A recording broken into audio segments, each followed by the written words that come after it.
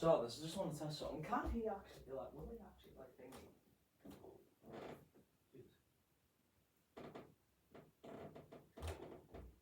It's everyone's favourite dog. Or at least it's mine, Hugo. Will he actually sit down? I want to see if he sits down. Oh my god, he does, yes! Look at him. Oh, he wants to get off. Oh.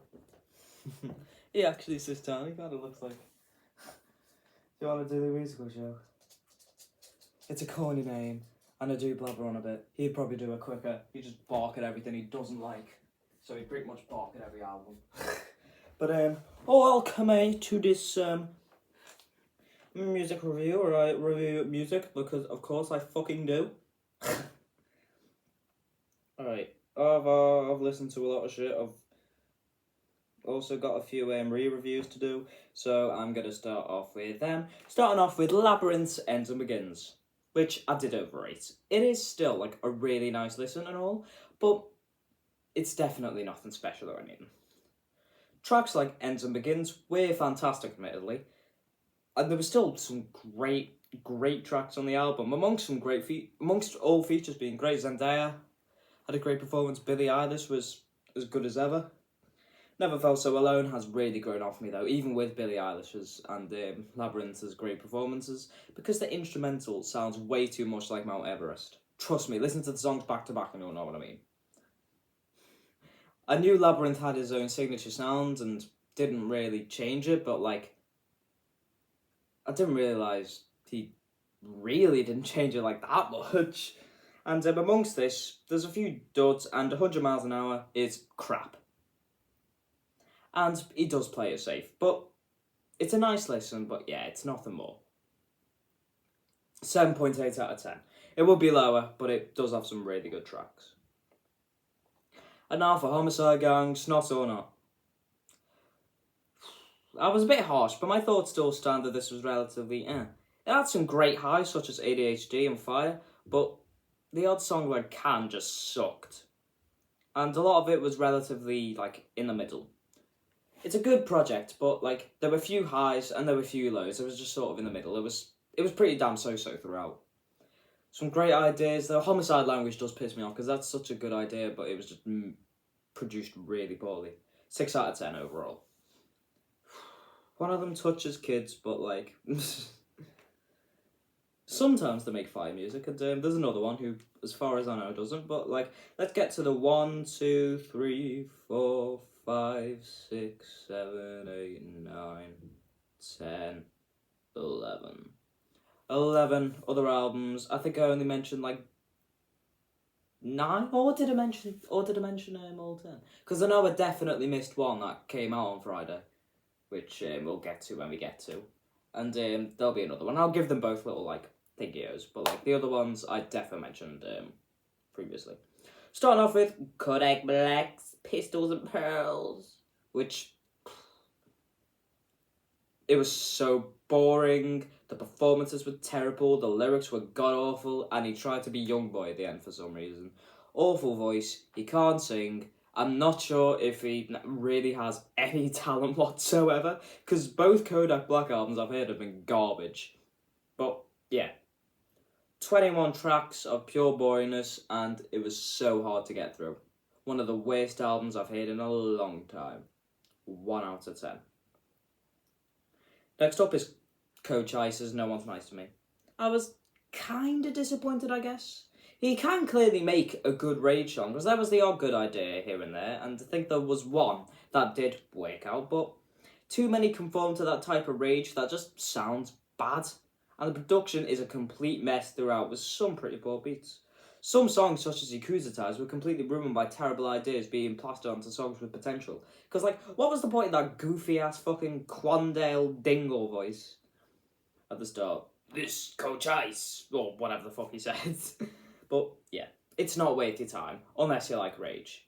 I'm not really the biggest fan. 3.9 out of 10. I think the highest I've ever given a Rage album is that fucking Jaleel album with a 6.7. But, yeah.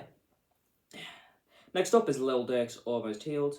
First off, presuming the title of the album's true, it is great to see him, like, do better considering everything that's happened to him in terms of loss and gang violence, and hopefully he's sort of escaped it now, because it's horrible to see yet another man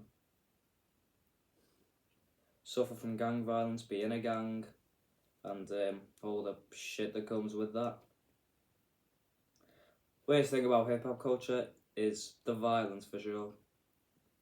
However, in terms of the actual album, it was pretty mid. Relatively unsurprisingly, it's Lil Durk, he's fucking mid as hell.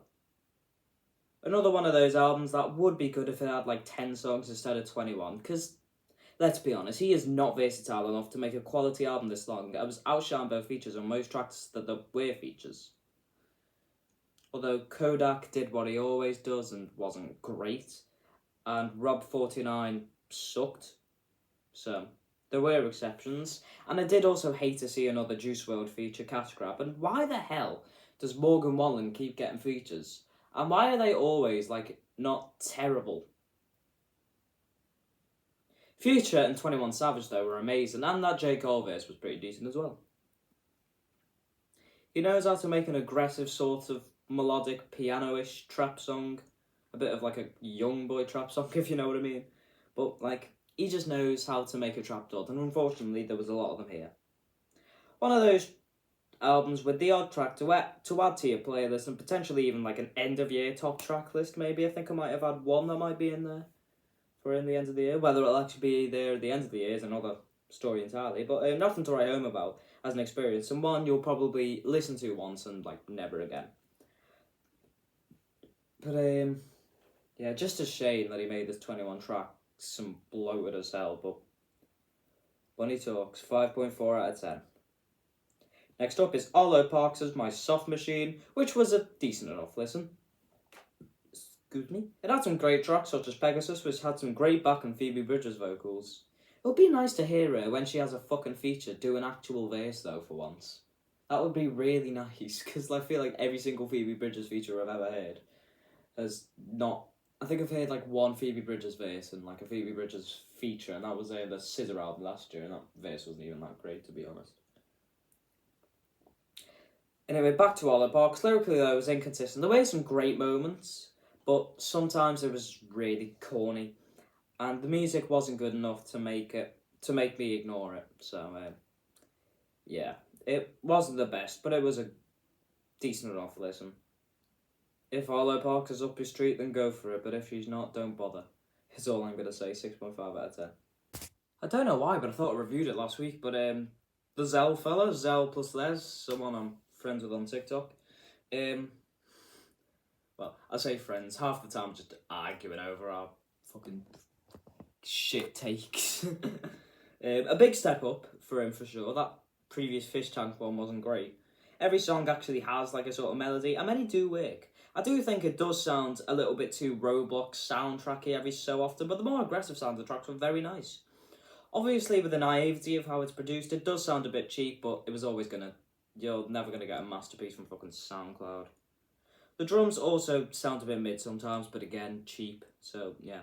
And some songs still end really abruptly though, and it's really annoying, but this one was pretty decent, given the lack of resources there for him. 7 out of 10. Next up is one that came out on Friday that I forgot to mention, Simply Red's Time. I only know it released because I saw them on Bloody Lorraine. So, like, I nearly missed this one entirely. But, yeah, it was a nice, smooth listen, but nothing special. Instrumentally good, vocally good, but nothing more than good in either department, aside from how good the instrumental was in Slap Bang. Lyrically, it was okay, I guess. There were some highs and there were some lows, but for the most part it was just fine and like sort of like you didn't really pay attention to. It sounded nice, it was good musically, but yeah, it was not special. 7.2 out of 10. Next up is Sparks with The Girl Is Crying in Air Latte, which was pretty solid. The instrumentals, while sometimes being a bit over the top and a bit too melodramatic, are mostly great and enjoyable. The vocals and lyrics, though, do often leave a lot to be desired, though, although the band have existed for 50 years, that was always going to happen. The production, like 50 years into a band's career, you're never going to get a masterpiece, so I don't know why you'd bother expecting one. But the production and instrumentals, though, are just about good enough to make the album a fun listen and an enjoyable one. It's decent, but, like, it's not amazing. 7.2 out of 10. Now let's follow that up with Jay Worthy and Ron Marciano, Nothing Bigger Than the Program, which was a pretty run-of-the-mill boom bap sort of revival album, I guess, but it does mostly bang aside from the odd dud here and there. Production is decent, the rapping's decent enough aside from In The Plug, which was disappointed and sucked all round. And I think the album did sort of have a concept, but I just don't get it. So maybe I need to re-listen, I need to like look more into that, and if it doesn't have a concept, I'm going to be really sad, and I won't listen to it again probably.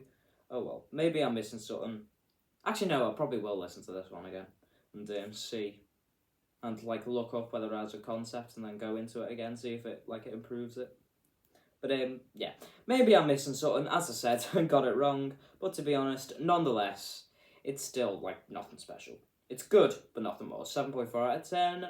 Let's move on very quickly to Vintage Ambience's Don't Be Afraid to Fall. Some guy I know on TikTok. Again, I literally forgot to like type in a review on this one, so I'm just going to do this one off the top of my head. Obviously, it sounds cheap, but again, that was always going to happen. As I said, you're never going to find any masterpieces, and with what he adds, this was actually pretty impressive. Musically, it was a lot better than Epitome, which was just a mess. That was luckily sounded good. But the main flaw is that I'm pretty sure I went for an ambient sound, but it just didn't sound that ambient. But nonetheless, the way it did come out, it did still sound good. And the way some really good sort of tracks there, Cerulean was pretty good. And there was another one that was really good, hang on.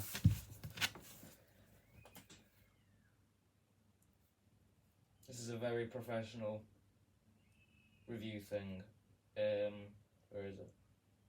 Serenity was also a good track, but overall, considering what he had, it was pretty damn impressive, and it all sounded good, and yeah, musically, a lot better than Epitome. But overall, because of the whole genre thing, it does go down a little bit to around Epitome's level, and exactly Epitome's level, because I'm giving it an 8. Alright, now let's actually move on to David's Petals to Thorns. Sure, musically, the instrumentals are mostly fake, but they do sound pretty real and just say a lot about how good BandLab is and its qualities, I guess. Among this, it also shows that the guy can do pretty much any area of modern indie pop and do it pretty damn well.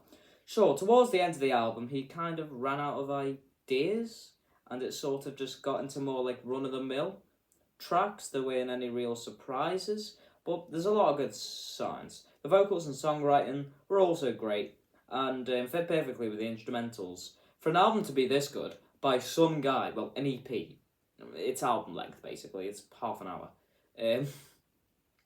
For a guy who used to make fucking Fortnite montages to make an album of this quality, it's pretty impressive, even if, like, towards the end, the quality did drop off. 8.8 out of 10. Followed on by KC's 2W 2052, which I'm being very harsh not calling this a 9. These days, I only really want to give 9s to albums I feel truly deserve them, and this just didn't feel like a 9 out of 10 to be. I'm trying to be... I know I'm pretty damn harsh, but like... But I'm not even that harsh. I give a fuck ton of 8s. But I'm trying to be a bit harsh with 9s, because I just don't like giving them out, really.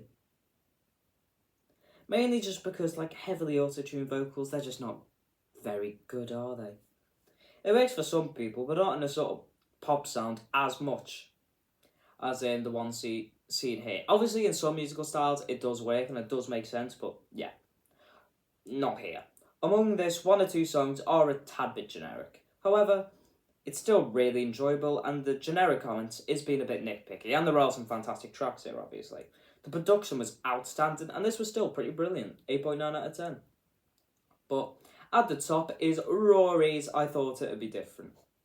Very rarely do you see this many albums of this quality in the same week. 3 near 9 out of 10s.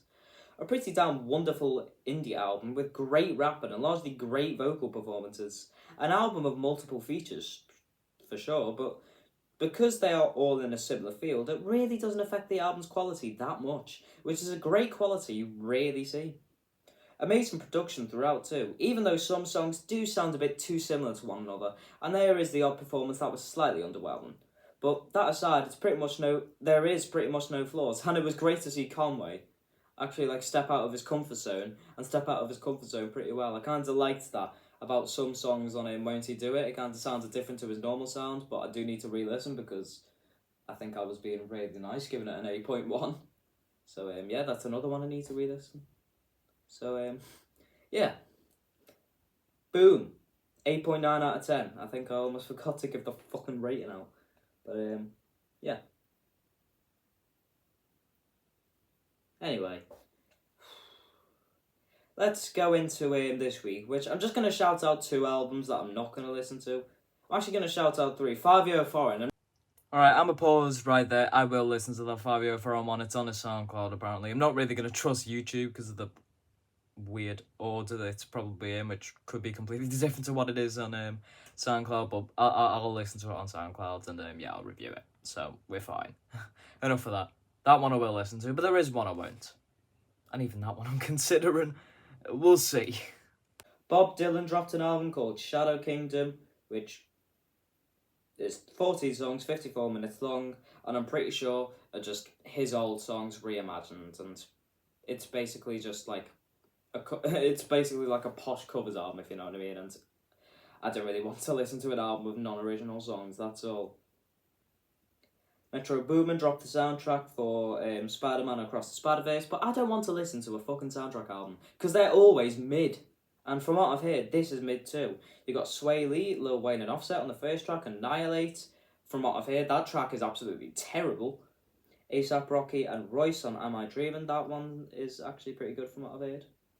Future and Lil Uzi Vert on All The Way Live, which I haven't heard and I'm not really going to bother hearing because it's probably mid, considering those 2 features.